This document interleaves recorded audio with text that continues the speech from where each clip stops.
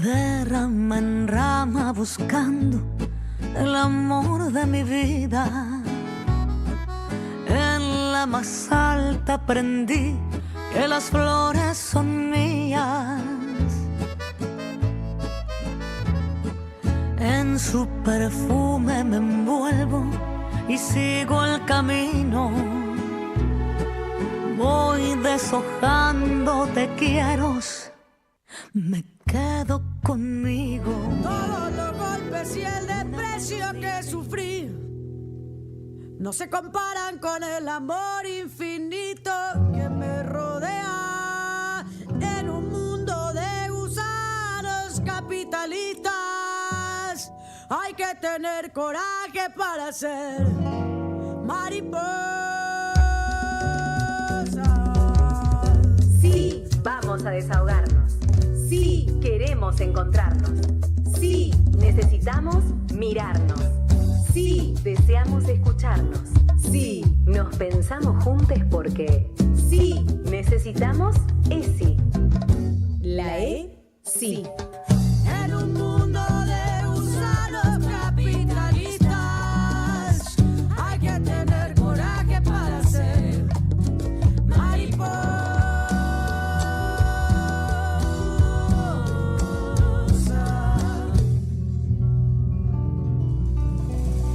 Buenas tardes a todas, todos y todes. El tema que nos convoca hoy es el próximo Ni Una Menos que se acerca. A 10 años de aquella primera convocatoria enorme y potente, como suelen ser las rebeldías que enfrentan a las violencias, que fue ejemplo a nivel mundial y, por suerte, también fue un gran puntapié para que en muchos países se sumen a visibilizar la tan profunda, arraigada y silenciosa violencia hacia las mujeres. Digo silenciosa no porque no se vea, no porque nosotras no gritemos hasta el hartazgo que nos golpean, que nos acosan, que nos violan, que nos están matando, sino por el silencio cómplice que esta sociedad, este mundo patriarcal, guarda frente a las peligrosas violencias en todos los campos que sufrimos las mujeres y que nos carga de responsabilidad a nosotras.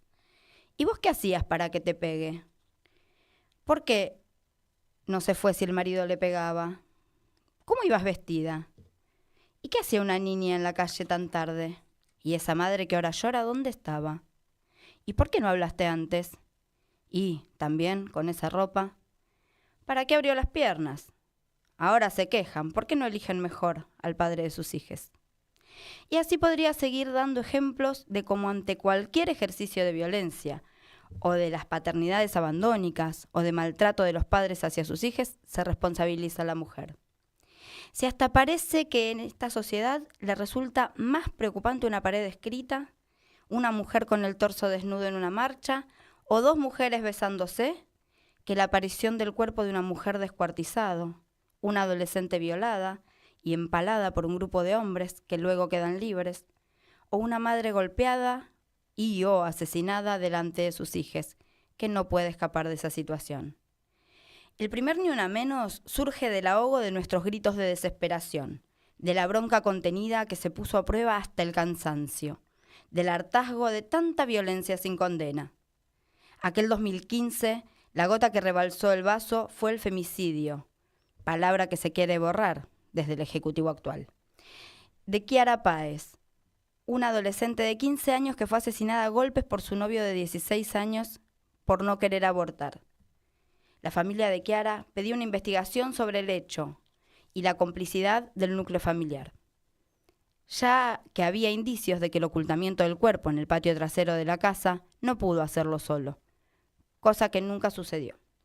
Y también fue decisión del Poder Judicial bajarle la pena. Esa fue la gota, pero no la única historia que nos trajo a esta lucha. Desde ese año, del 2015, la Corte Suprema de Justicia de la Nación elaboró un registro de datos estadísticos de las causas judiciales en las que se investigan muertes violentas de mujeres cis y de mujeres trans, travestis, por razones de género. Para llevar adelante esta tarea, la Oficina de la Mujer de la Corte Suprema de Justicia de la Nación, junto con todas las jurisdicciones del país, construyen de forma federal el Registro Nacional de Femicidios de la Justicia Argentina.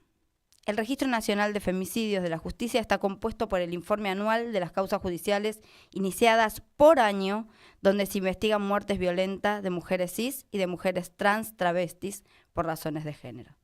Gracias a las luchas se pudo lograr que existan este y otros organismos estatales que se ocupen de generar y o aplicar políticas de prevención y cuidado. Algunos, como el Ministerio de Mujeres, Géneros y Diversidad, que fue creado en el 2019, que trabajó para prevenir y para cuidar a muchas de las víctimas y que fue desmantelado en el gobierno actual apenas asumió. Para poder enmarcar la gravedad de la violencia por cuestiones de género, vamos a ver el gráfico que corresponde al registro de femicidios en nuestro país durante el 2024. Podemos observar que no solo el total, sino las condiciones y porcentajes de los que ocurrieron en manos de sus parejas, exparejas o conocidos. Son más de 200 en solo un año, y los registrados. Abruma ver estos números. Y yo suelo enfatizar registrados, ya que seguramente hay muchos femicidios no registrados como tal, o que los tribunales deciden sacar la carátula de femicidio y así morigerar las penas, como es el caso del asesinato de Lucía Pérez, una adolescente de 16 años que fue drogada, violada y asesinada por un grupo de hombres de 23, 41 y 61 años, que fueron condenados en el 2018 y en el 2023. Sin embargo, en febrero de este año, el Tribunal de Casación anuló esa sentencia y ordenó realizar un nuevo juicio sin aplicar la figura de femicidio, bajo el argumento de que no se comprobó que el abuso haya sido lo que provocó la muerte de Lucía. Y la familia se enteró por los medios. La cantidad de femicidios registrados que ocurrieron en sus hogares entre el 2015 y 2024 nos llevan a pensar nuevamente cuánto nos falta por desterrar. Tenemos, a razón del 60% de los femicidios ocurren en sus casas. El feminismo, los feminismos, más allá de muchas diferencias que nos atraviesan, como cualquier grupo humano, siempre hemos tenido claro que el monstruo a vencer es el patriarcado, el machismo naturalizado y ejercido con tanta precisión e impunidad sobre las mujeres, diversidades y niñeces. Nuestra bandera siempre ha sido el cuidado y el amor. Cada objetivo común lo hemos puesto por sobre las diferencias, como lo hicimos para pelear cada uno de los derechos conquistados, desde la posibilidad de acceder a las casas de estudio, hace no tanto tiempo atrás, como el derecho al voto, que en nuestro país tiene menos de 100 años. El acceso a decidir si queremos o no continuar un embarazo y no morir en el intento. Los derechos civiles y humanos más básicos hemos tenido que pelear. Seguimos luchando por todo eso. Lo que falta y lo que nos quieren sacar. Más aún en esta época de retrocesos, en esta época en que todo lo que hemos conseguido se pone en cuestión, en esta realidad tan dura de avance y ascenso al poder de las ultraderechas, cada vez más reaccionarias y violentas, no solo en nuestro país, sino a nivel internacional. Volvemos a necesitar unir fuerzas, abrazarnos y volver a pensar cómo sabemos hacer estrategias de lucha conjunta. Por eso, este año, frente a la actualidad tan dura, tan virulenta y tan cruel, nos convocamos a pensar en conjunto y se ha decidido concentrar fuerzas y aunar la lucha, que más allá de que como se presente es una misma. Por eso, y sin dejar nuestras banderas, la marcha se realizará el miércoles 4. Creemos que marchar el miércoles con nuestras jubiladas y jubilados es necesario. No se pierde el 3 como fecha, sino que se hace urgente poder mostrar que la potencia nace de ese abrazo, de la posibilidad de entender el contexto y de la unidad. Porque tanto el acuerdo con el FMI, el fin de la moratoria y el intento a la vuelta de la privatización del sistema previsional afectan mayormente a las mujeres, y especialmente a las diversidades, que fueron los grandes grupos afectados por la falta de trabajo registrado y mayormente precarizado desde siempre.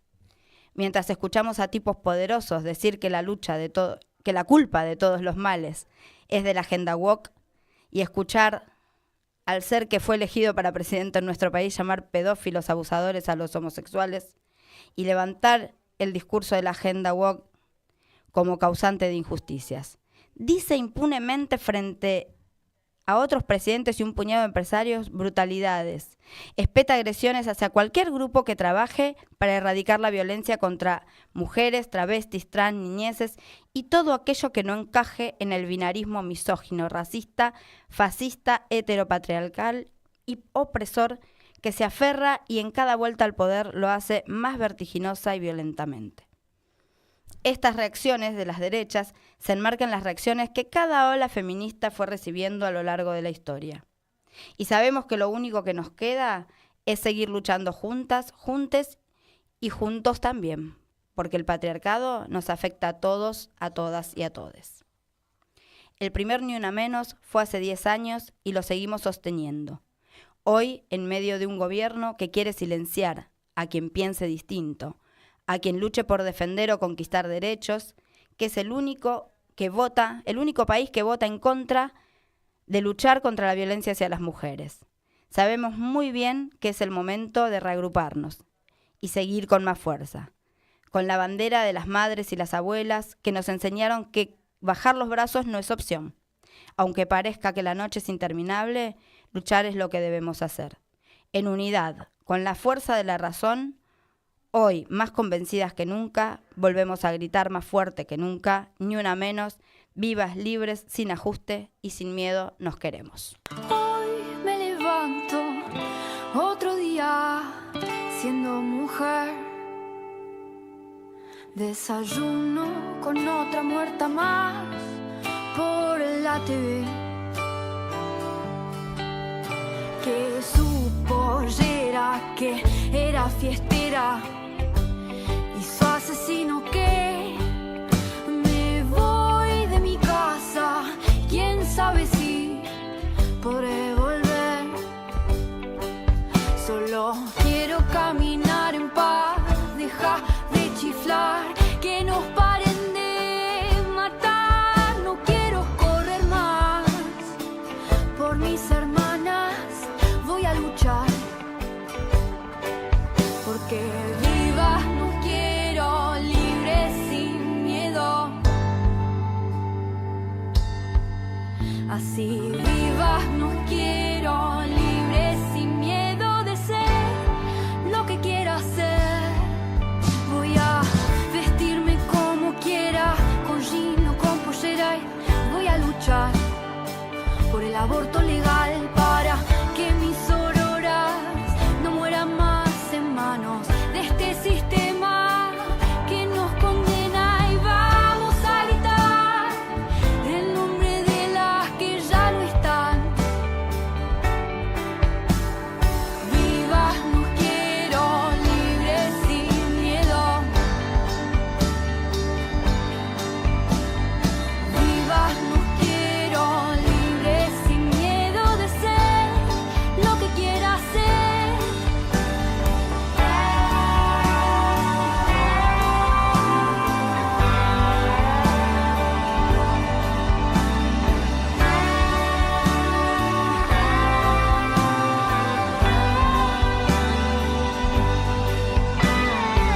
Yo soy mi dueña, aunque todavía no lo entiendas.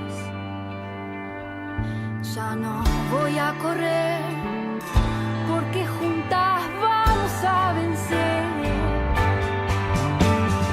Vivas no quiero, libres sin miedo. Así vivas no quiero, libres sin miedo. Vivas no quiero, libres sin miedo.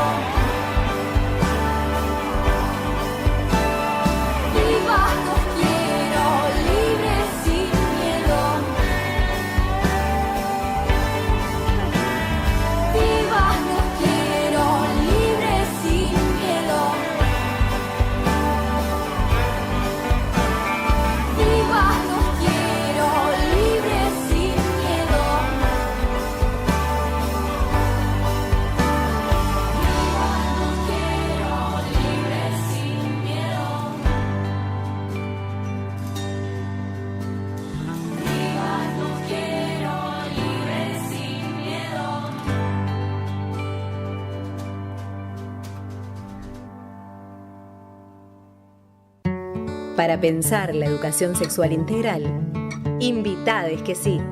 En la E, sí.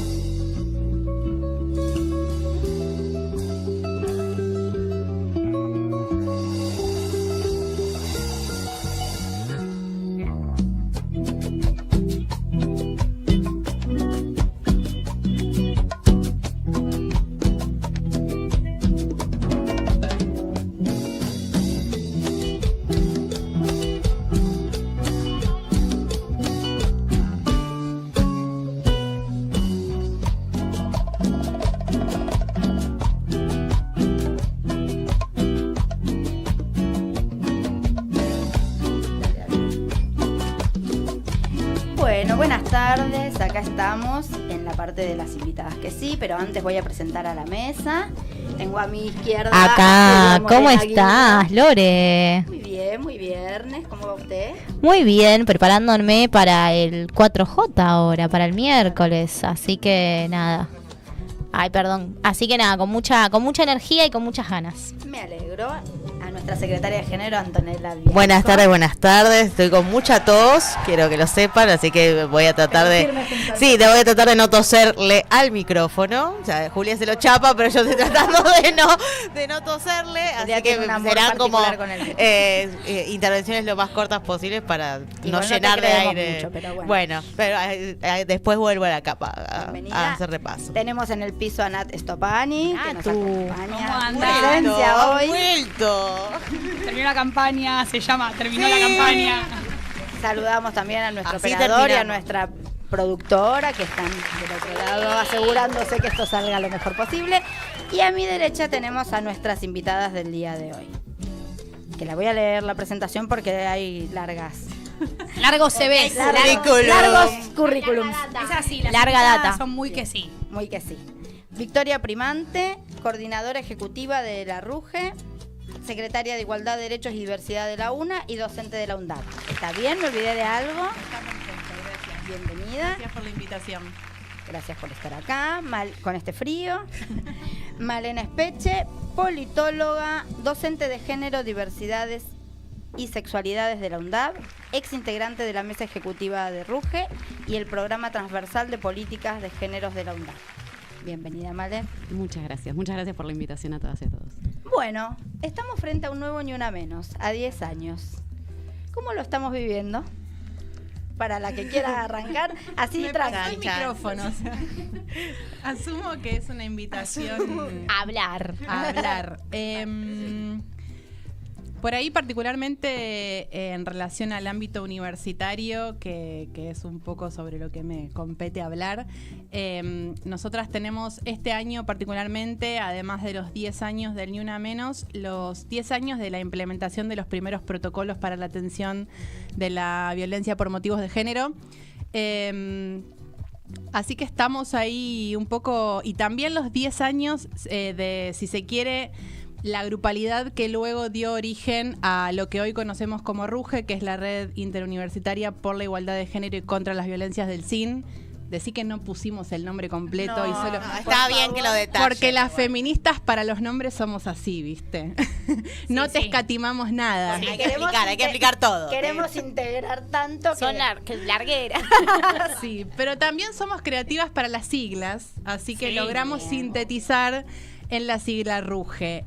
RUGE es el nombre que adquiere la red a partir de la institucionalización como una red formal en el marco del CIN, el Consejo Interuniversitario Nacional, pero esta red venía gestándose ya y hay un antecedente que es del año 2015, que es un primer encuentro inaugural en donde se constituye esta red de feminismo universitario organizado. Así que estamos un poco con esas efemérides en un contexto muy particular para el sistema universitario, como saben, y para los feminismos también.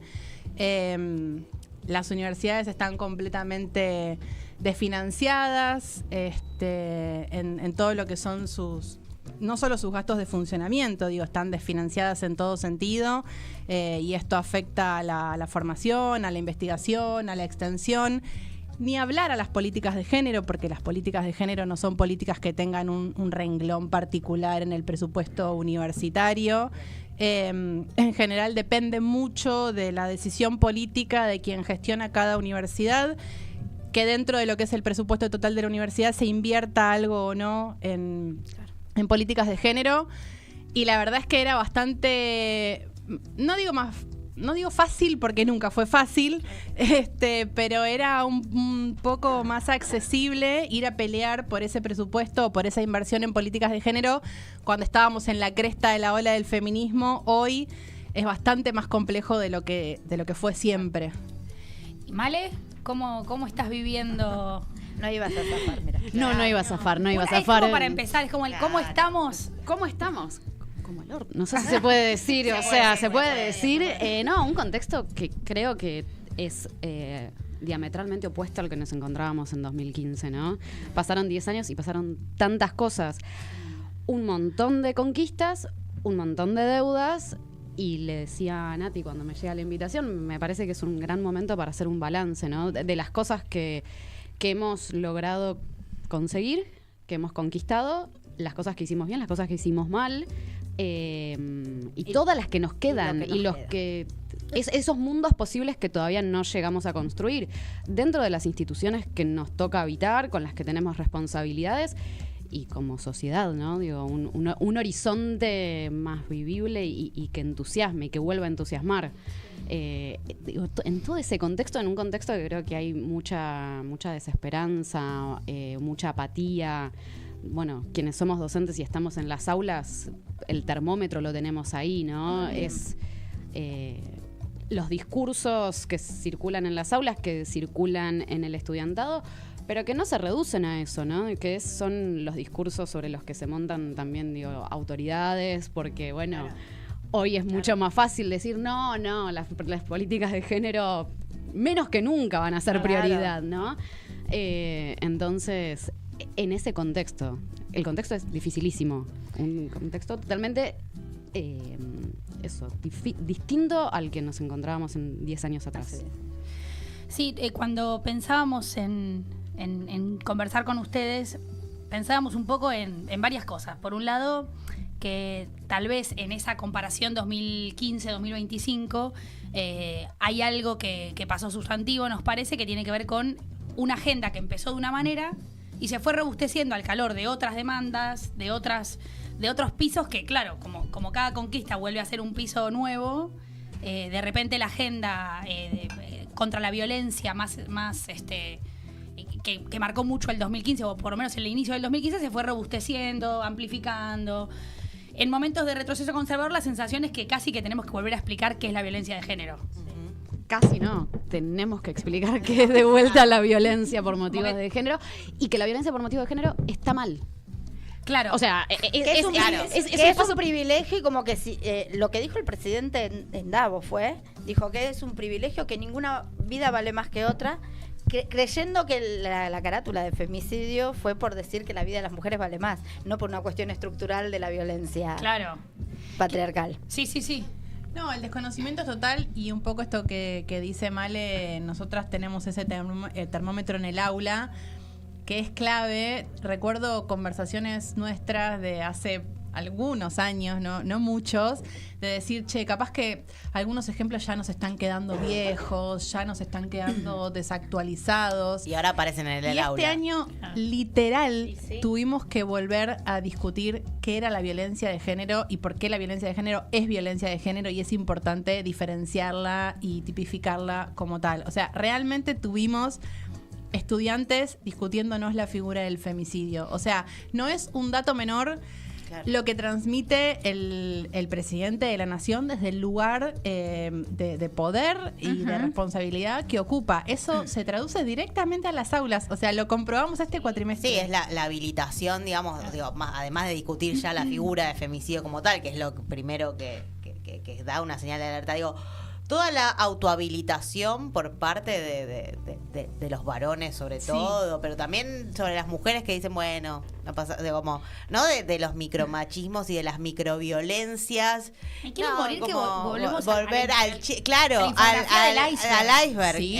¿no? Es como que estamos iba. de vuelta viendo. Volvemos. Más actual que nunca. Que era era muy obvio en un momento, post 2015, era como, bueno, el iceberg ya lo teníamos obvio, todo. No, ahora es como de vuelta, chicos. Es que sí, nosotros lo tenemos, digo, en la clase de violencia tenemos la figura del iceberg, y nosotros siempre hacemos la misma reflexión, ¿no? Que ese agua sube y baja con el tiempo, ¿no? Y que no es algo que es estático. Muchas veces hemos desnaturalizado, o años anteriores hemos logrado desnaturalizar algunas violencias, y ahora, para mí, siento que el agua nos tapó. O sea, estamos naturalizando cualquier cosa. O sea, cualquier cosa. Ese agua, ese límite, había... Chocamos con el iceberg. Nos tapó el agua. Nos tapó el agua, realmente, con la figura del iceberg, pero lo hacemos, esa reflexión la hacemos en clase, y hoy venía pensando un poco en eso. Esa figura de la naturalización y de lo que es aceptable cuando el primer interlocutor o el que transmite eso es la figura más importante del país. No, bueno, de ahí para abajo es toda una cascada de agua que está todo habilitado, claro. Sí.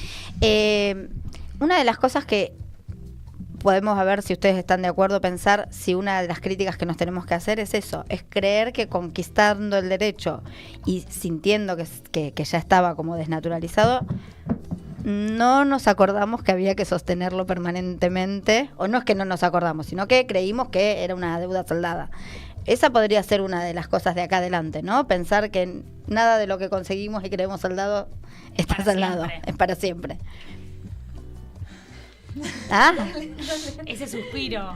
Es que yo no estoy tan segura de que nosotras como feministas hayamos dado por conquistado para siempre ningún derecho. Sobre todo porque creo que nosotras mejor que nadie sabemos que no es así. Digo, eso le puede pasar a otras personas. Creo que hay un montón de cosas que tenemos que revisar y que tenemos que pensar respecto a cómo construimos, respecto a cómo transmitimos o intentamos transmitir qué era el feminismo, qué era lo que buscábamos, cuáles eran nuestros objetivos, a quiénes le hablábamos y de qué manera. Me parece que esas son todas preguntas que está bueno hacernos, y hoy algo de lo que nos refleja como espejo el aula es eso, ¿no? Siento que algo de lo que nos devuelven quienes hoy se sienten habilitados a preguntarnos, por ejemplo, bueno, profe, pero ¿y el femicidio de varones cómo se llama? Digo, son varones que hasta hace 2 años tal vez también tenían esa pregunta y no se sentían habilitados a hacerla.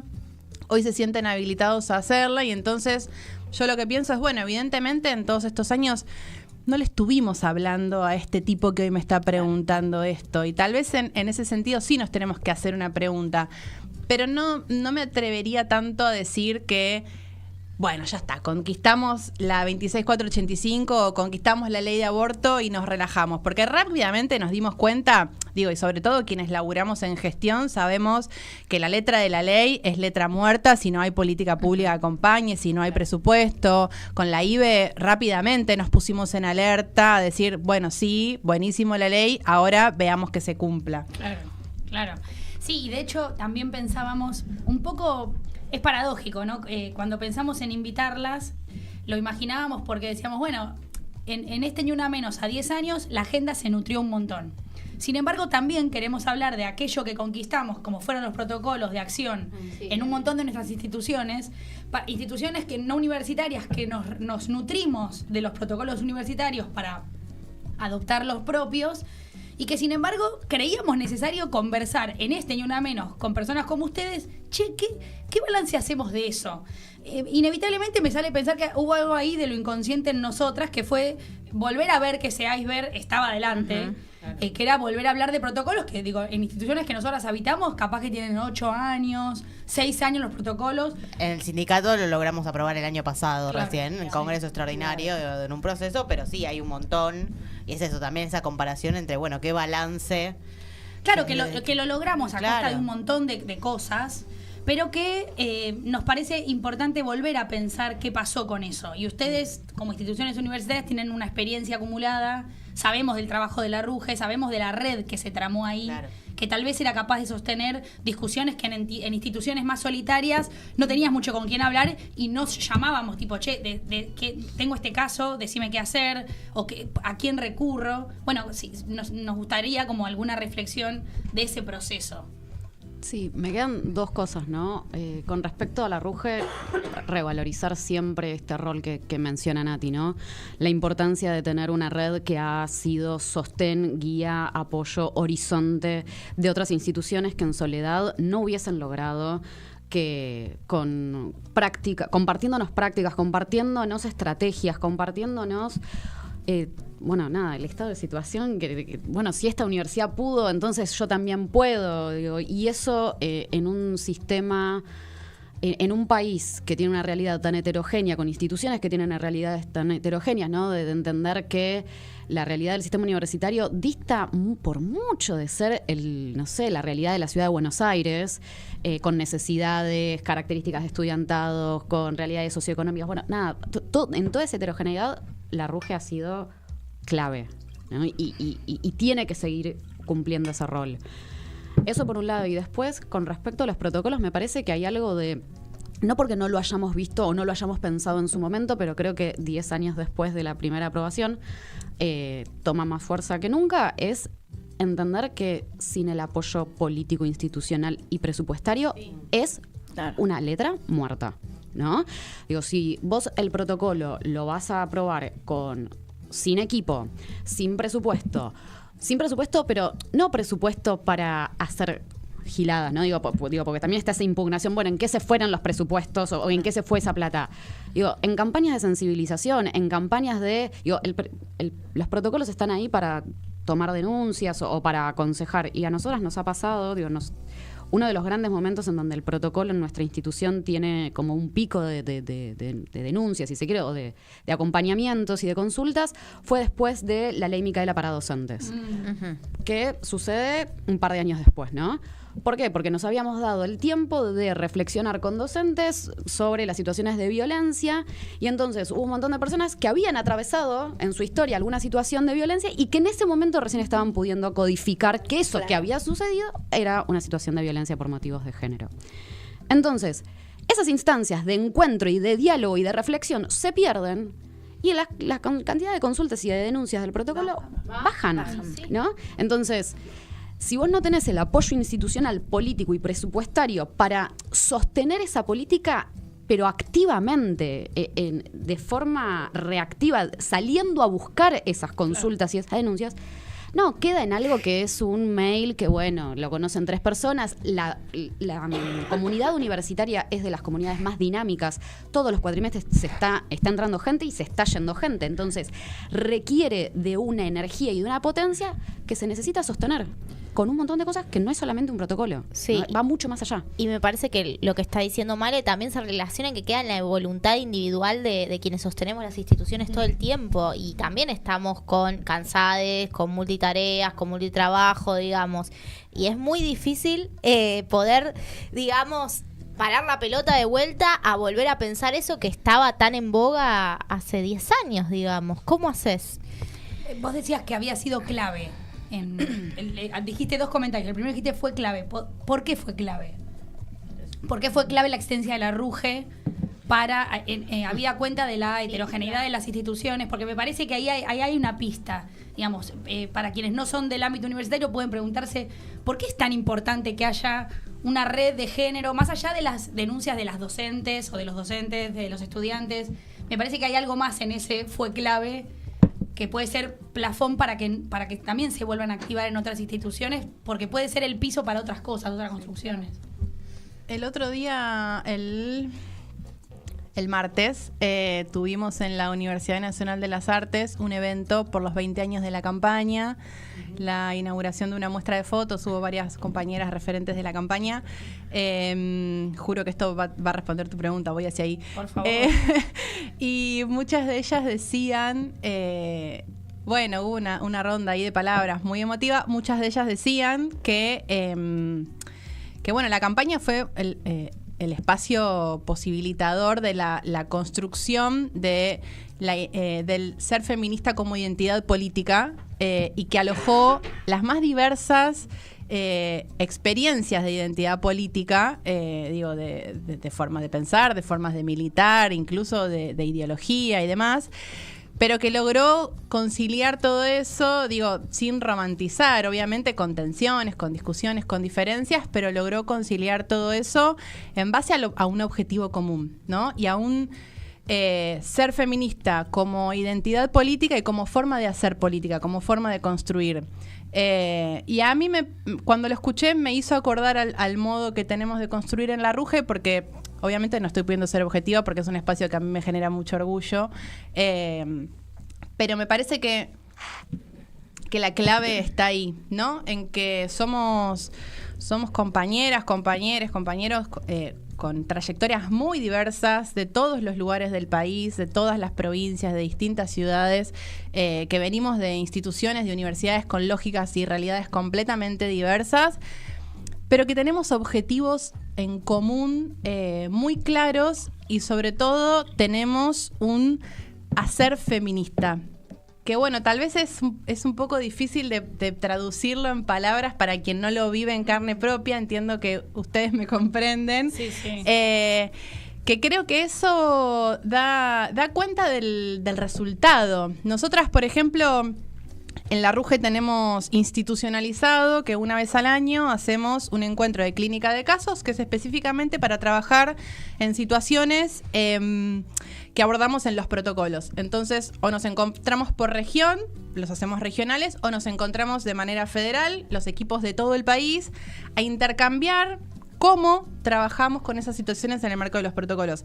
Y gracias a esas clínicas de casos, a lo largo de estos 10 años, nos hemos dado la discusión también de qué tipo de protocolos queremos. Claro. ¿Qué tipo de protocolos queremos y qué tipos de equipos que necesitamos para llevar adelante esos protocolos? Entonces, en base a esos espacios, hemos redactado documentos, artículos, capítulos de libros, informes, hemos discutido hasta el cansancio y hemos modificado nuestros protocolos. La mayoría de los protocolos no están en su versión original.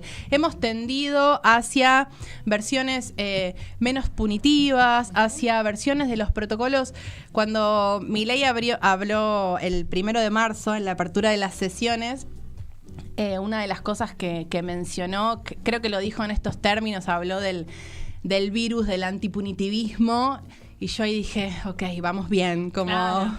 Si él está en contra es que nosotras estamos por buen camino, y un poco es hacia donde están tendiendo los protocolos universitarios, al reconocimiento de que como instituciones educativas tenemos que poder trabajar con todas las partes involucradas en la situación de violencia, que tenemos que pensar abordajes, modos de resolución y de acompañamiento no punitivos, no porque no haya que sancionar las conductas sancionables, pero lo que nos ocurre es que en la mayoría de los casos las conductas que recibimos no son necesariamente sancionables, pero no por eso no son atendibles. Entonces tenemos que pensar algo intermedio que nos permita dar respuesta sin caer en que la única solución sea el castigo o la punición, y sobre todo para construir con nuestras comunidades, transmitir esta idea de que el castigo no es la única manera. Y me parece que en este momento en particular eso es más importante que nunca. Volver a apostar a la reconstrucción del lazo social, volver a apostar a poder volver a dialogar con el otro sin que la única salida sea la expulsión, la cancelación total. Creo que arribar a esa conclusión y que ese sea hoy el objetivo del trabajo de los equipos de los protocolos fue de alguna manera resultado de esas clínicas de casos, que bueno, tiene que ver con esta lógica de construir feminista que les decía antes, con ese modo de hacer feminista. Sí, yo decía en el editorial que los feminismos nos hemos caracterizado por poner por encima de las diferencias lo que nos unía y que nos parece a nosotras sindicalistas, que es algo que tenemos que llevar a nuestros partidos, a nuestros espacios de militancia, ¿no? Que tienen tan arraigado el formato patriarcal. Pero por otro lado, mientras las escuchaba, yo como maestra de primaria, Juli de media, qué sé yo, pensando lo de clínica de estábamos casos. Estábamos pensando porque imagino que íbamos a pensar lo mismo, ¿no? Porque estamos como... Ya, sí. Aunque no queramos, a veces nos pasa. Esto, ¿no? ¿Cómo podemos pensar para estos tipos de niveles esta unión, ¿no? Esta red? Porque es muy difícil en otros niveles, que no sea el universitario, porque ustedes trabajan con adultos, jóvenes, pero adultos, que están ahí la mayoría por voluntad. Digo, ya no es tan característico que estén por presión familiar.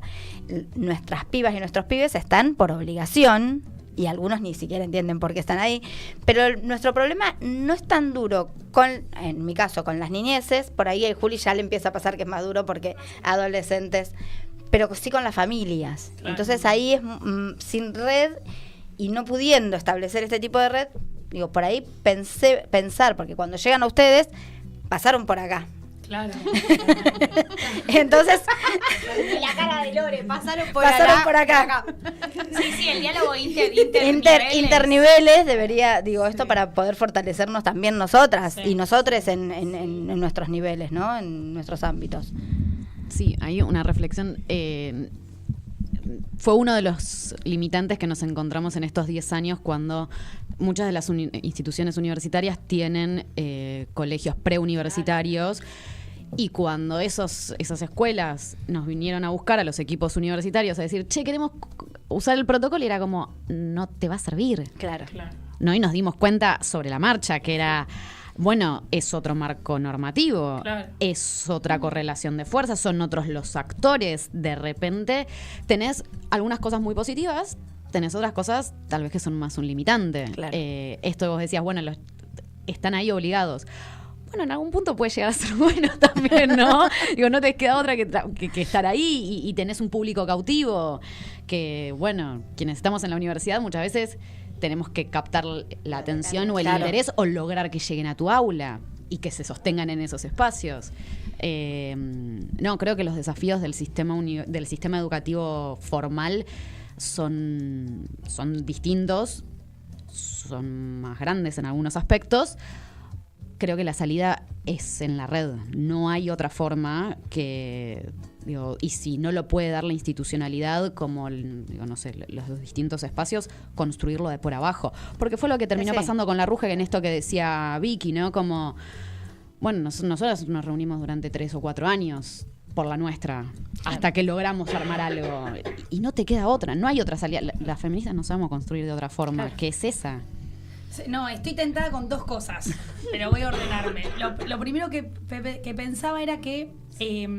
En muchos ejemplos de tratamiento con protocolos terminó pasando que la puesta en acto de las conversaciones que implican entre actores para la sanción de un protocolo muestra en realidad problemas de la organización que no tienen que ver necesariamente con cuestiones de género, sino y ni siquiera con conflictos laborales estrictos, sino con conflicto social. Y el protocolo implosionó eso y puso en evidencia... Sí.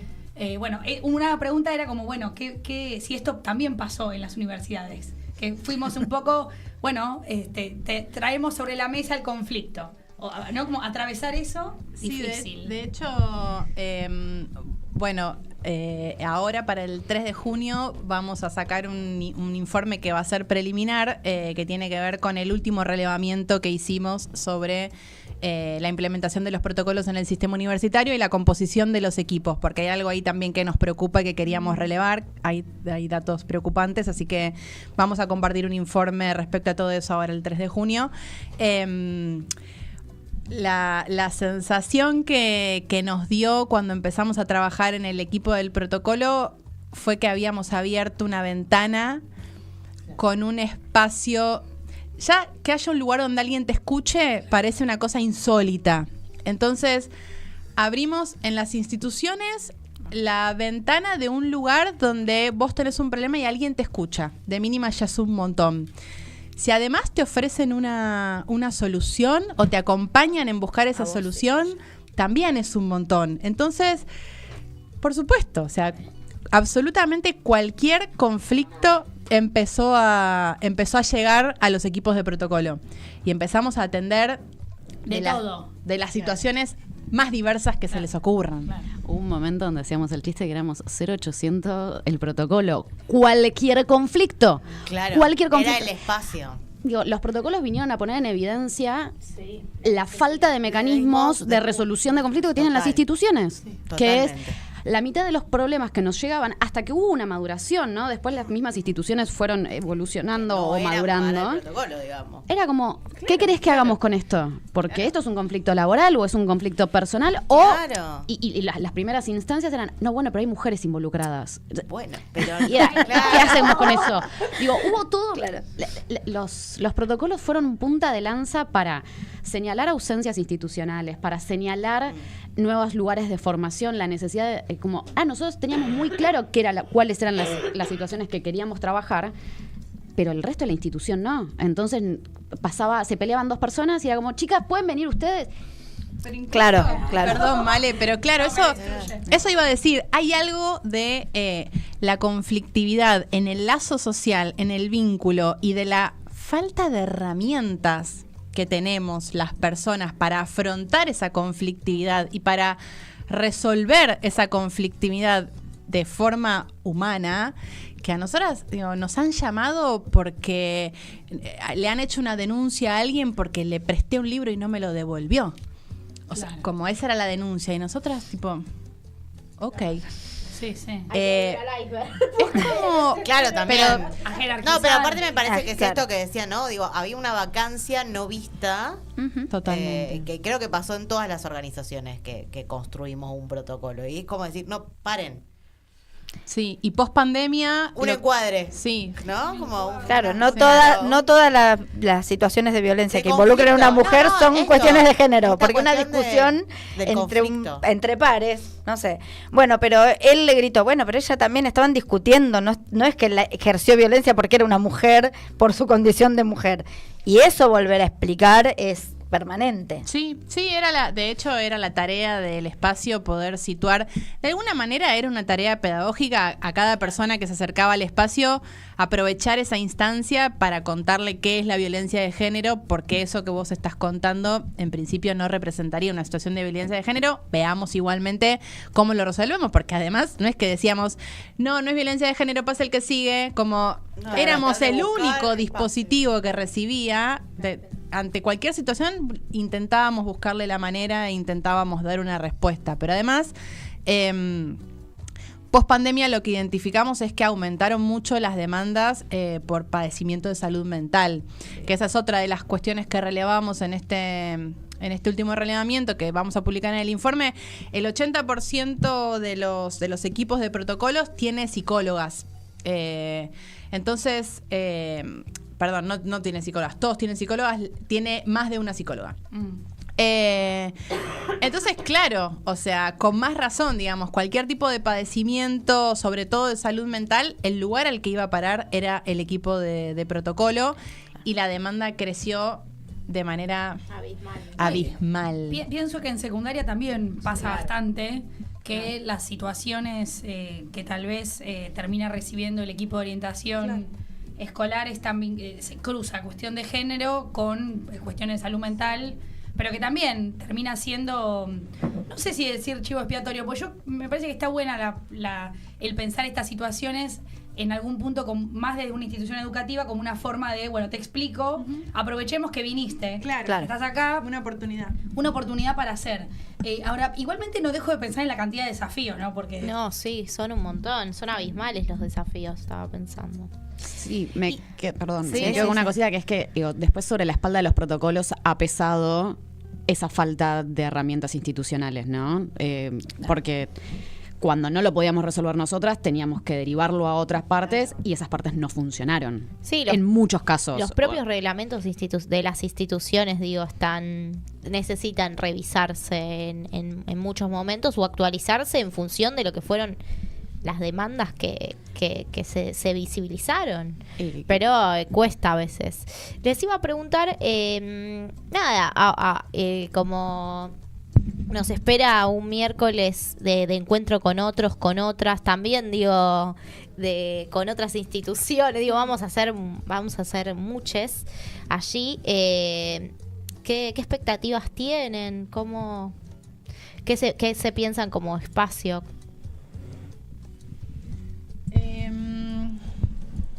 No sé si hay una expectativa puntual respecto a la movilización. Yo creo que hoy en día reina la incertidumbre más que nada. Me parece que fue estratégica la idea de trasladar la movilización al día miércoles. La verdad es que lo que está pasando con el CONICET, con el Garrahan, digo, son tantos los reclamos que realmente no alcanzan los días de la semana si quisiéramos hacer un reclamo por día.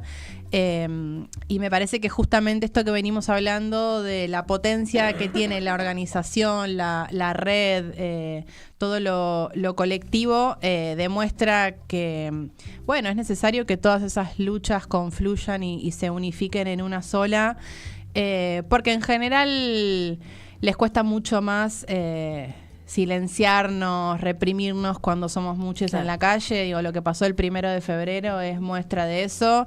En general, nuestras movilizaciones, digo, las movilizaciones del feminismo, pero también hablo de las movilizaciones del sistema universitario, han sido movilizaciones recontramasivas y en las que todo ha salido bien, porque es de la forma en la que lo hacemos.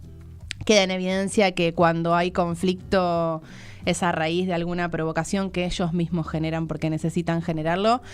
Con lo cual me parece que cuantas más personas seamos en la calle, menos chances tenemos de que algo salga mal y de que la gente entienda que una cosa es querer un cambio y otra cosa es que ese cambio sea a costa de recortar en salud para pibes con cáncer o para gente que estudia en una universidad pública o para gente que hace ciencia, digo.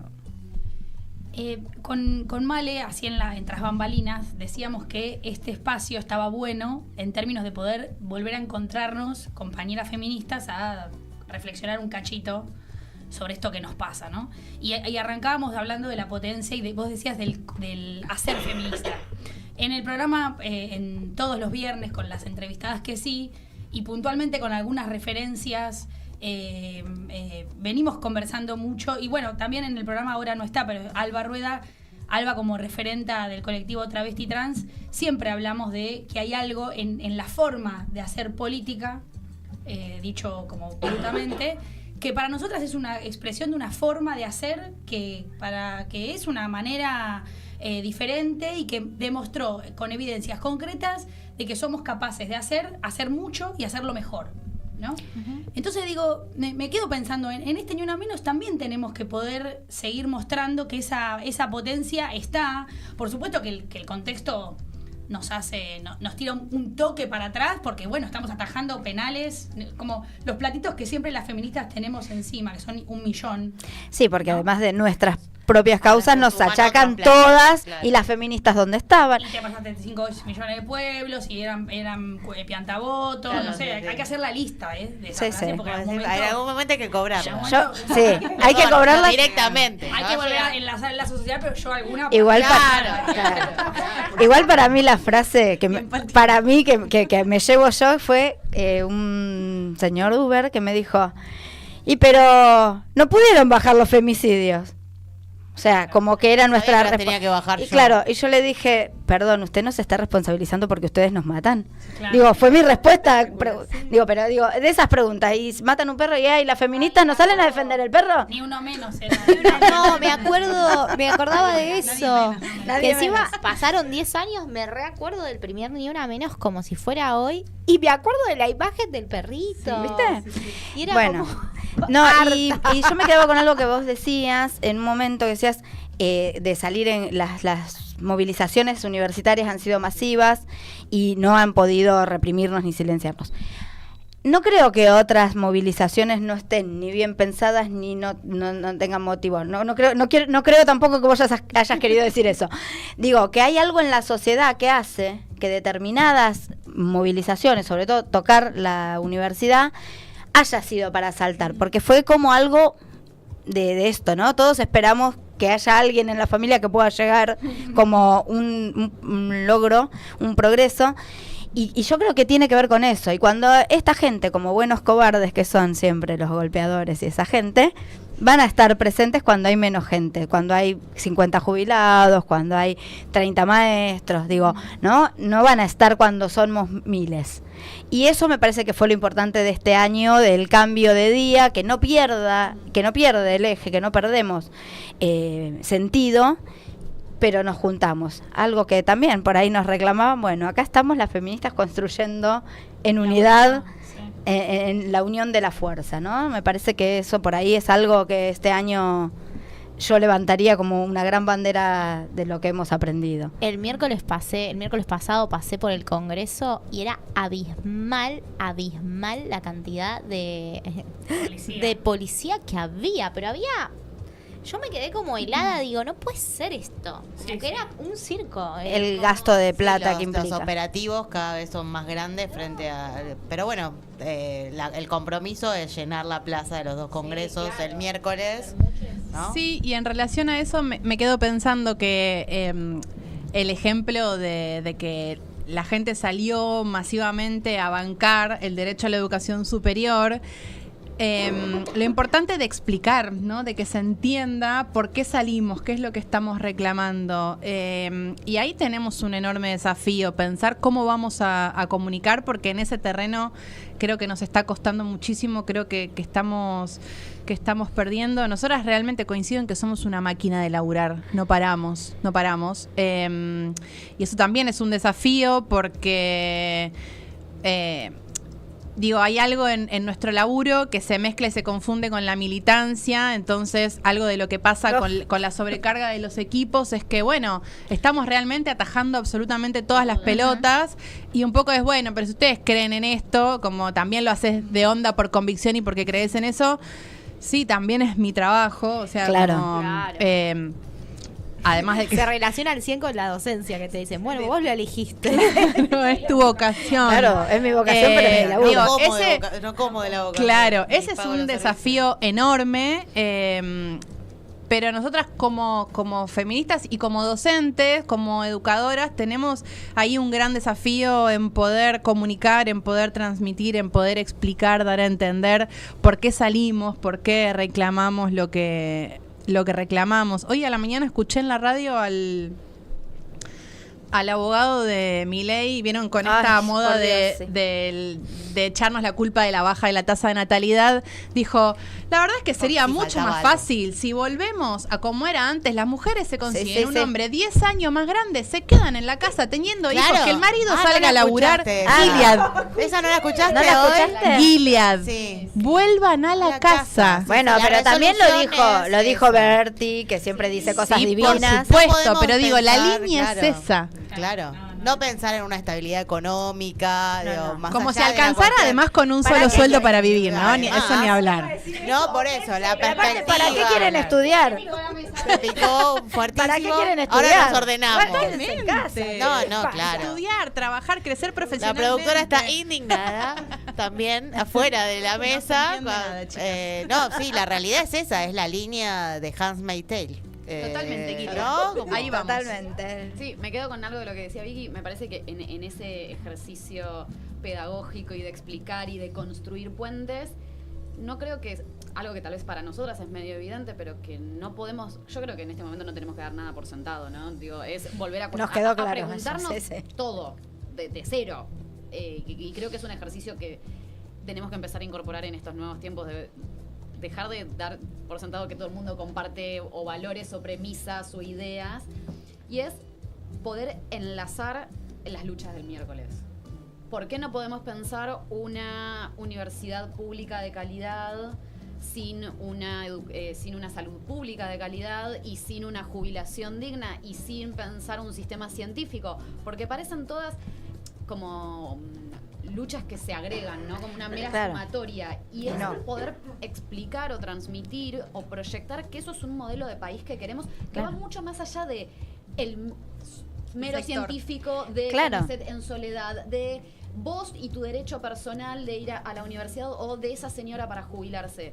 Creo que hay algo que no lo vamos a resolver de acá el miércoles y creo que ojalá pudiésemos, pero no creo que así sea, sino que son para los tiempos que se vienen de poder construir un relato, volver a la normativa del relato, volver a construir un horizonte en donde todo eso sea parte y donde podamos incluir a todas esas personas que hoy no se sienten parte, que no se sienten convocadas porque no van a la universidad pública o porque la universidad pública les parece mala, fea, adoctrinante, porque la salud pública no les sirve, porque tienen que levantarse a las 4 de la mañana para conseguir un turno. De todas esas instituciones públicas que o los destratan o de ellos se sienten expulsados, volverlos a invitar a un mundo donde esas instituciones vuelvan a ser centrales. Pensaba en eso que vos decís y en el pensar de los jubilados y las jubiladas y los jubilades. ¿Cuán lejos se ve mucha de los estudiantes, las estudiantes, incluso de las familias, de la posibilidad de ser jubiladas y jubilados, teniendo en cuenta el sistema previsional que tenemos hoy, que es solidario, ¿no? Porque muchas y muchos que tienen algún trabajo, también hoy tenemos este cambio del paradigma del mundo laboral que no tiene los mismos derechos que fuimos adquiriendo los trabajos registrados. Perdón, sí, me pasa que creo que los pibes hoy no se están pudiendo pensar ni siquiera como trabajadores asalariados con derechos. De pensarse como jubilados, pero es el quinto, es la quinta temporada, o sea, todavía no terminaron la 1 los chicos, o sea, todavía no se terminaron de insertar en un sistema laboral con derechos. Pensarse en la jubilación, no sé, después. Claro, por eso digo que esto de generar la conciencia de que toda es la misma lucha, digo que eso que nos pasa también es parte de eso. Bueno, ¿estamos cerrando? Sí, tremendo. O sea, un viernes buenísimo. No, claro. Foto sea el micrófono para cerrar. Ahí está. Nosotras, después de que termine el programa, porque ahora seguimos con la sección de la Mochi, nos vamos a la asamblea. Porque sí, el viernes pasado también estuve. Claro, vamos a la asamblea para poder terminar de armar la organización para el miércoles. Así que hay documento, logística y documentos. Y seguridad. Y seguridad. Claro. Sí.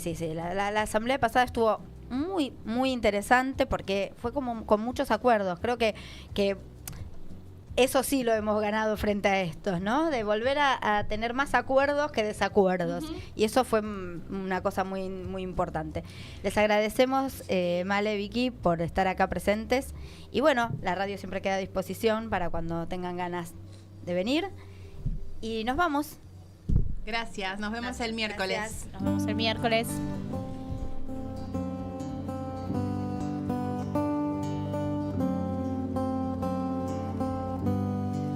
Voy a quedarme con eso, bailar con mis huesos adentro de mí.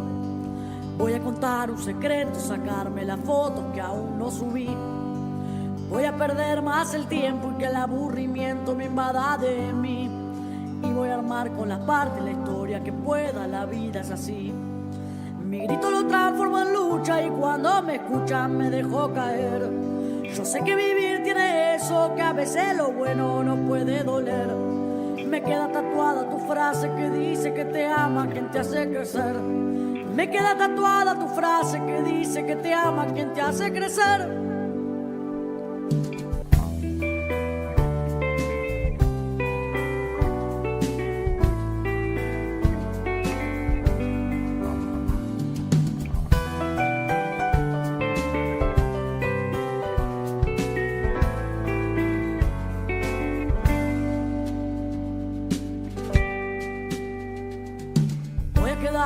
Con esto sacarme del pozo y volar hasta el sol. Voy a agarrarme la mano, mirarme a los ojos, decirme quién soy. Voy a sacarle una foto a mi cuerpo y voy a pedirle perdón. Voy a juntar los pedazos de vuelta y agrada de mi corazón. Mi grito lo transformo en lucha y cuando me escucha me dejo caer. Yo sé que vivir tiene eso, que a veces lo bueno no puede doler. Me queda tatuada tu frase que dice que te ama quien te hace crecer. Me queda tatuada tu frase que dice que te ama quien te hace crecer.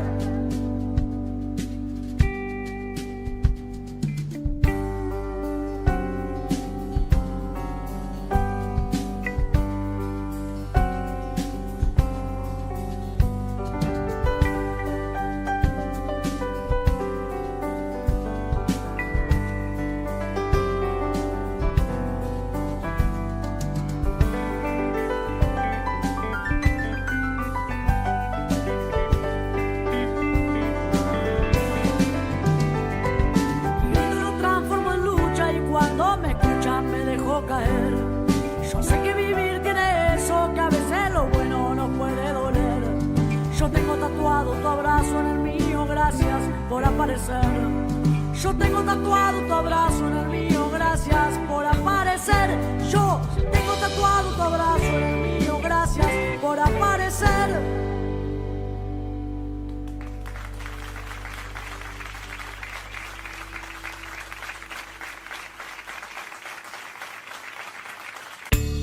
Soltá los mandatos y guardá lo útil. La Mochi de la ESI. Todos los golpes y el desprecio que sufrí no se comparan con el amor infinito que me rodea en un mundo de gusanos capitalistas. Hay que tener coraje para ser mariposa.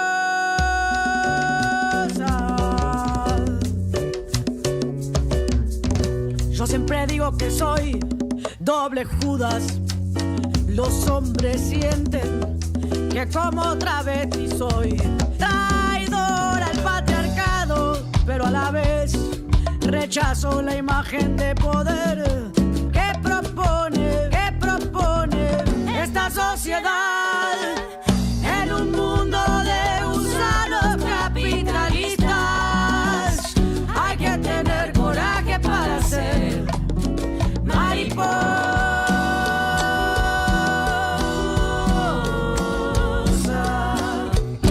Cuando aprendí a leer no paré y tuve que vender. Bueno, luego de una entrevista que nos dejó así como con muchas cosas por pensar, viene uno de los momentos más esperados del programa, que es La Mochi. Y para eso tenemos a la compañera Voy a hablar Antonella lo que Bianco, pueda hablar, pues quizás sea una mochi muy breve esta. que nos trajo algo y después la tenemos a Lu. Yo les traje, porque que es una conversación que sucede mucho en nuestro grupo de WhatsApp en general, pero ¿se acuerdan que hace un par de semanas trajimos la noticia de que se había eliminado el programa Menstruar dentro de lo que era una de las políticas del Ministerio de Mujeres, Géneros y Diversidades, que había pasado al Ministerio de Justicia, y que era básicamente un gasto ridículo, según el ministro, que claramente no es un cuerpo menstruante, entonces no entiende claramente. Además afecta solo a la mitad de las personas. Solo a la mitad. No es suficiente. No es suficiente, a la mitad del mundo. A la mitad del mundo, no es suficiente. Ni siquiera de este país, no es suficiente. Pero bueno, vamos a hacerle un poco de contrapunto ahí al señor ministro, porque aparte esto es una discusión, o una conversación que tenemos. Entonces yo traje un libro muy, muy simpático de las queridas Gloria Calvo, Agostina Mileo y Camila Lin, que el año pasado ya habíamos recomendado su libro Pubertad en Marcha, el primer libro que sacaron las tres, y esta vuelta se dedican a la menstruación, ¿no? Menstruación en Marcha es el segundo libro que escriben ellas tres, junto a la editorial Yamiqué, trabajando justamente sobre la menstruación, ¿sí? Que es como, o sea, ya de por sí en su título plantean, no Andrés me vino indispuesto, sí. No, menstruación, digo, el proceso debe ser nombrado, ¿no? Como, ¿y ¿no? cómo cuesta? ¿Y cómo cuesta? Obviamente, como pasó con Pubertad en Marcha, está principalmente dedicado a quienes, a los cuerpos menstruantes que están empezando a menstruar para ayudar a comprender sus procesos fisiológicos y demás. También a los adultos que acompañamos esos procesos, que nunca son muy sencillos en esos primeros momentos. Pero no solo hablan de cuestiones fisiológicas, sino también de cuestiones culturales, políticas y económicas relacionadas a la menstruación, ¿no? Que tiene que ver con un montón de aspectos, entre los que tienen que ver, por ejemplo, el gasto y el costo que implica menstruar, ¿no? Y por eso es la discusión con el ministro, ¿no? Y el cierre de este programa. Y de cómo hay en un montón de países políticas públicas que acompañan. También la cuestión en relación a lo fisiológico y a lo cultural de cómo los cuerpos menstruantes muchas veces no podemos durante esos días de menstruación realizar todas las actividades que realizamos cotidianamente, y cómo también es necesario acompañar ese proceso y no obligar a hacer de cuenta que nada pasara, porque hubo una porque históricamente en algún momento hasta tuvimos lo que se llamó Día Femenino, no sé si lo saben, teníamos un día de licencia. Yo sé porque soy mayor. Porque es mayor. Voy a toser, disculpen. Yo solo recuerdo el SAF en educación física. ¿Vos te acordás? Teníamos el SAF. Sin actividad física. No, sin actividad física. Yo en mi trabajo de base podías estar tengo enfermo o menstruando, igual es como era una lo, cosa, y además es ¿no? lo mismo. Como, ¿Que no era lo mismo? No, justamente este libro habla de debe ser que no eso. leí Menstruación en Marcha. Entonces, es justamente va... Y además una cuestión central, ¿no? Esto de separar la menstruación como que es un proceso fisiológico de la enfermedad. O sea, no estamos enfermas, y eso es importante, pero sí, digo, genera a partir de lo que nos pasa en el cuerpo todos los meses y también el conocimiento de nuestro ciclo menstrual, que es muy importante, no solo la cuestión de prevención de embarazos, sino de que hay un montón de cosas que pasan hormonalmente, que nos dan muchas respuestas a muchas preguntas que nos hacemos, hasta existenciales por momentos, ¿no? Sobre todo esa última semana previa a efectivamente menstruar. Entonces, digo, va acompañando. También hay algunas cosas bastante interesantes, como no todos los animales menstruan. Claro. Por ejemplo, las perras no menstruan, aunque creemos que sí. No es menstruación, porque la menstruación es... porque el sangrado... Porque el sangrado no es menstruación. Okay. Ojo, entonces hay toda una cuestión. ¿Cómo? Espera, no escuché. El sangrado no siempre es menstruación. En el caso de algunas otras razas. Lleva mucha razón lo que dice. Exacto, de otras especies. En nuestro caso sí, salvo que tengamos alguna situación, pero también es importante saberlo. Pero, por ejemplo, hay otras razas de animales que sangran pero no menstruan. Entonces, ¿cuál es la especificidad científica para llamar menstruación a la menstruación? Entonces hay como algunos datos divertidos, unas ilustraciones muy simpáticas también. Tenemos la portada, Fran, si nos portada. querés mostrar la portada. Está por ahí, la portada. Lo que pensaba, recién te escuchaba hablar, de acuerdo, no todas las especies menstruan, pero sí todas las especies ciclan. Exacto, también. Eso también es parte de lo que está bueno del libro, que comenta, justamente ahí vemos el libro, ahí la tapa. Sí, y la verdad que para quienes venimos de una generación que solo leyó el ¿Qué me está pasando? Claro. ¿No? Que fue un poco muy de fines de los 80, principios de los 90. Esto es una especie de reposición contracultural de ese libro, digamos, ¿no? Que tenía obviamente una perspectiva absolutamente relacionada al peligro. ¿No? Esto, bueno, si no menstruas es porque estás embarazada, porque hiciste algo, ¿no? Como esta cuestión. Claro. Mi educación menstrual estuvo a cargo de Johnson & Johnson. La mía también, en la primaria. Libre, salir. Claro. Igual les quiero contar. No, y aparte solo a las chicas. Y las clases de... Los varones iban a jugar al fútbol. No sé si les pasó. Yo siento que los varones les daban preservativos y a nosotras toallitas. No, pero ahí no llegamos porque estábamos hablando de primaria todavía. Sexto grado, ya en secu sí. También los preservativos eran solo para los varones, digo, ¿no? Como un montón de cosas. Pero sí. En este momento me parece un misterio que estemos aquí reunidas con el video, en un programa de que Pablo se llama Rago. La ESI. Claro. Sí. No, pero ¿saben qué? Les iba a decir, justo el miércoles, esto hace poquito fue el día de la gestión menstrual creo que fue esta semana, si no me equivoco, si estoy tan... quemada, pero pasé por una clase muy buena sobre ciclo menstrual y estaban todos ahí atentos y atentas. Había varones, había chicas.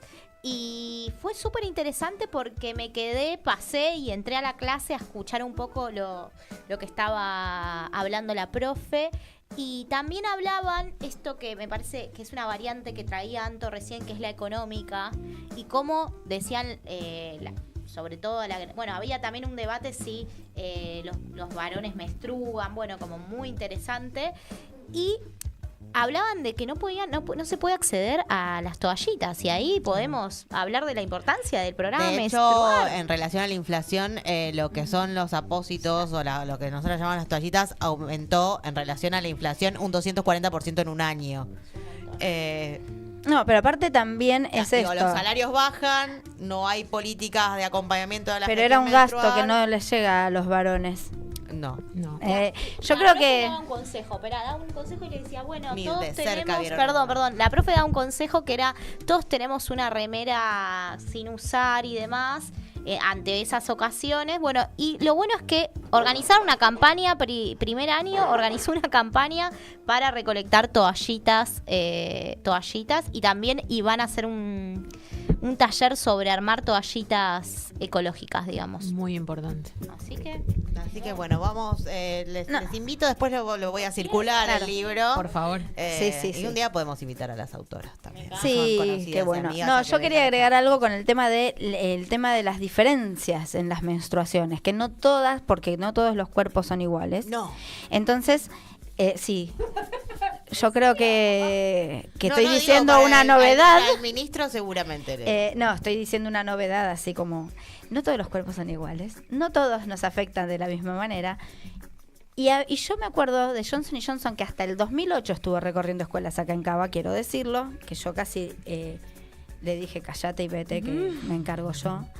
Vino y estábamos con las niñas y los niños de sexto, y una le pregunta por el tema de los dolores, ¿no? Y le dice, ay, puede haber una punzadita. Mamita, yo no me despertaba con dolores del tobillo, ¿qué punzadita? Entonces una niña que recibe esa información, después cuando le duele piensa que es algo que se está por morir, ¿no? Digo, esas cosas de confundir, de no habilitar que hay diferentes situaciones, que hay diferentes reacciones, es algo muy importante. Y también hablarlo frente a todas y a todos. Me parece que eso es también fundamental, que deje de ser vergonzoso.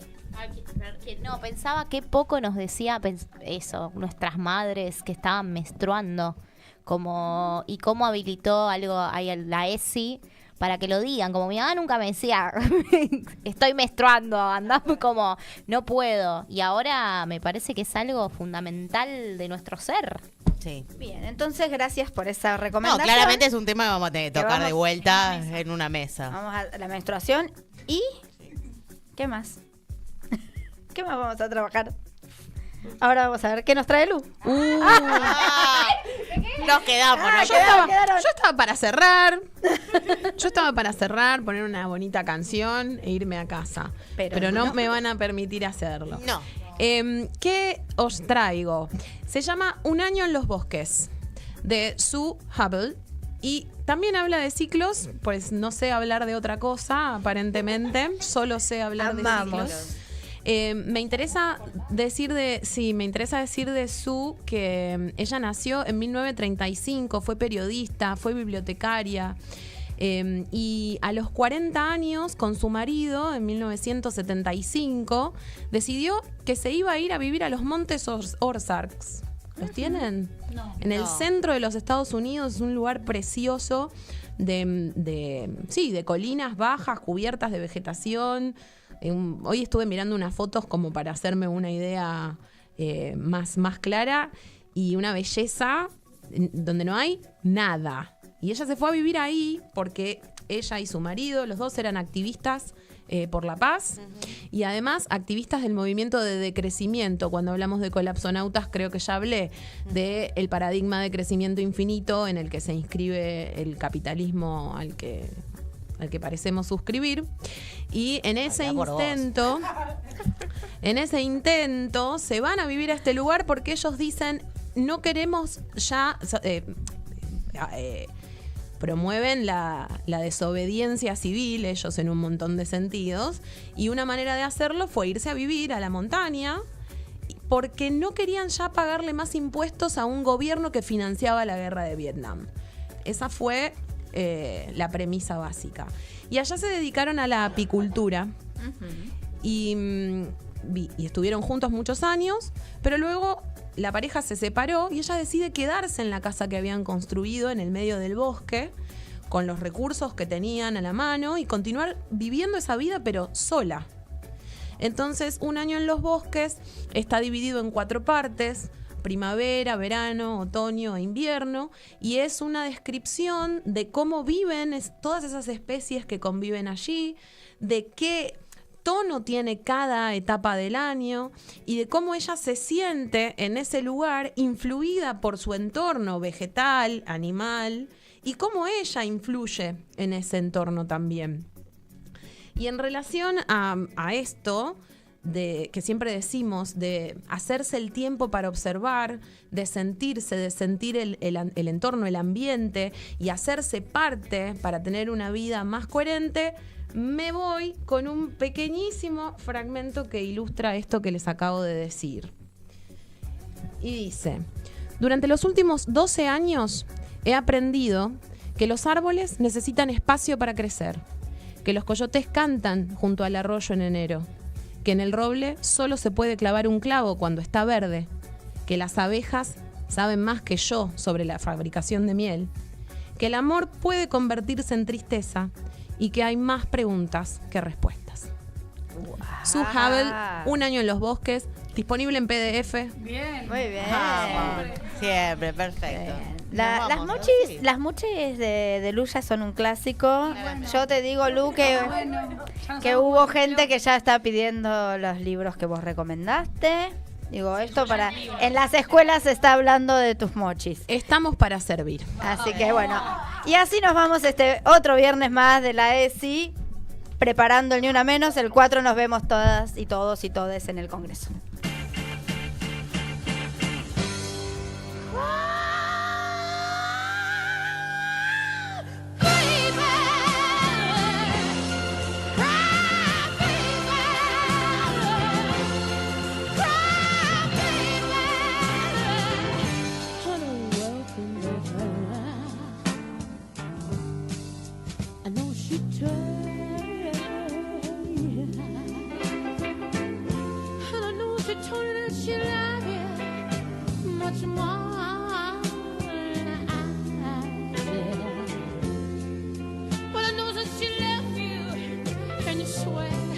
You just don't know why.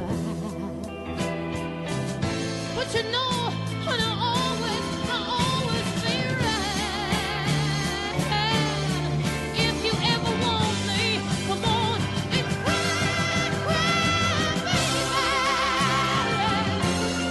Cry,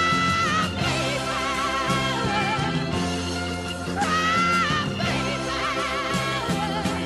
Honey, welcome back. Don't you know?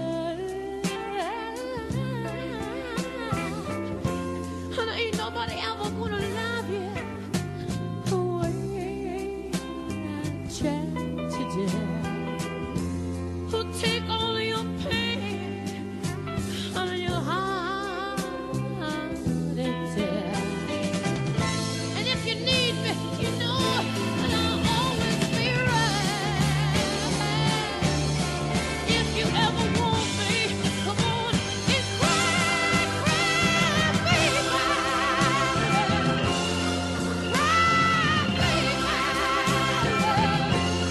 Cry, baby. Oh, daddy, like you always seem to do.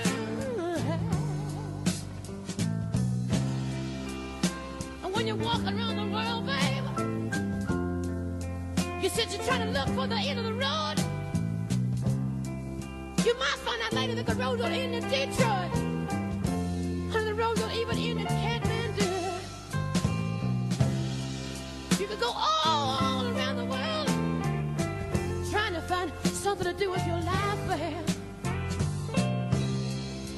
When you only gotta do one thing well, gotta do one thing well to make it in this world, man. You got a woman waiting for you there. All you ever gotta do is be a good man one time to one woman, and that'll be the end of the road, man. I know you got more tears to shed, man.